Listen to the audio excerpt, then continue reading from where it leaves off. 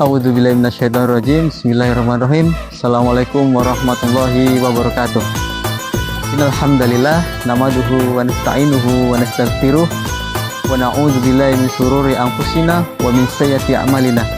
May yahdihillahu falahu mudhillalah wa may yudlilhu fala hadiyalah. Asyhadu an la ilaha illallah wa asyhadu anna Muhammadan abduhu wa rasuluhu wa la nabiyya ba'dah.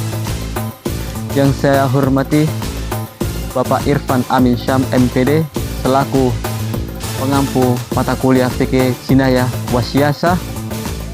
Perkenalkan, nama saya Agung Izul Haq, mahasiswa dari semester 4 R2 kampus Sekolah Tinggi Ilmu Tarbiyah Al-Khairiyah.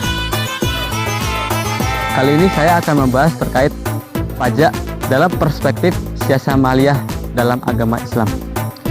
Dalam sistem pemerintahan Islam, pengelolaan keuangan negara termasuk dalam ruang lingkup siasah maliyah, yaitu kebijakan pengaturan harta negara yang bertujuan untuk mencapai kemaslahatan umat.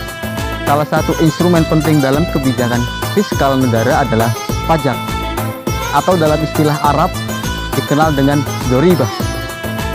Pajak dalam Islam memiliki kedudukan yang berbeda dengan zakat, karena zakat adalah ibadah yang bersifat tetap dan rinci, baik dari segi nisab, kadar, maupun penyalurannya.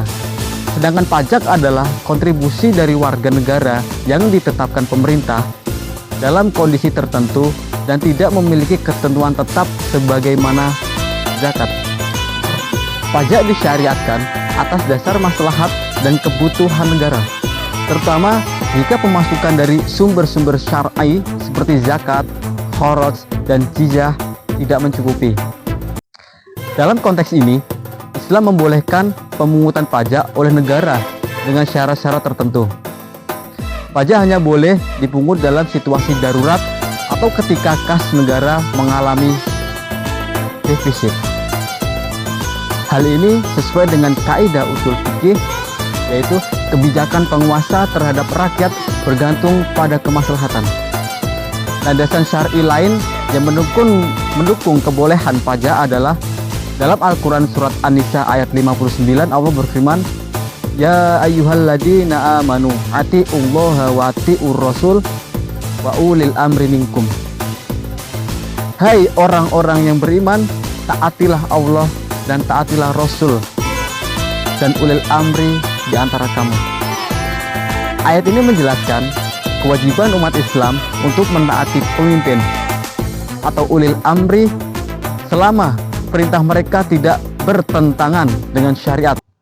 Maka jika untuk memenuhi kebutuhan rakyat dan membiayai pembangunan, maka hal tersebut termasuk bentuk ketaatan yang diperintahkan. Pajak dalam Islam harus diberitahukan dengan adil, yaitu hanya dibeberkan kepada warga negara yang mampu dan tidak memberikan rakyat kecil. Ia juga harus transparan dan akuntabel. Digunakan untuk kepentingan publik seperti pembangunan infrastruktur, pendidikan, pelayanan, kesehatan, dan perlindungan sosial. Prinsip dasar yang mengikat adalah bahwa pajak tidak boleh menjadi alat penindasan. Pajak harus bersumber dari keputusan yang melalui musyawarah dan sesuai dengan maslahat umat. Dalam Islam, penguasa hanyalah sebagai pemegang amanah, bukan pemilik mutlak kekayaan negara.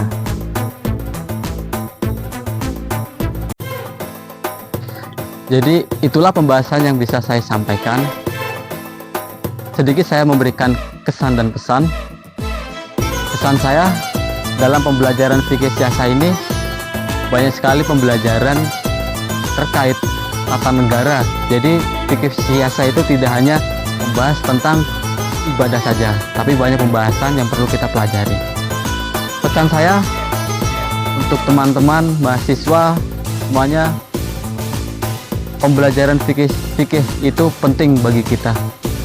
Jadi mari kita sama-sama belajar tentang fikih, karena fikih itu tidak hanya membahas sekedar hanya ibadah, tapi banyak sekali pembahasan yang perlu kita pelajari bersama-sama.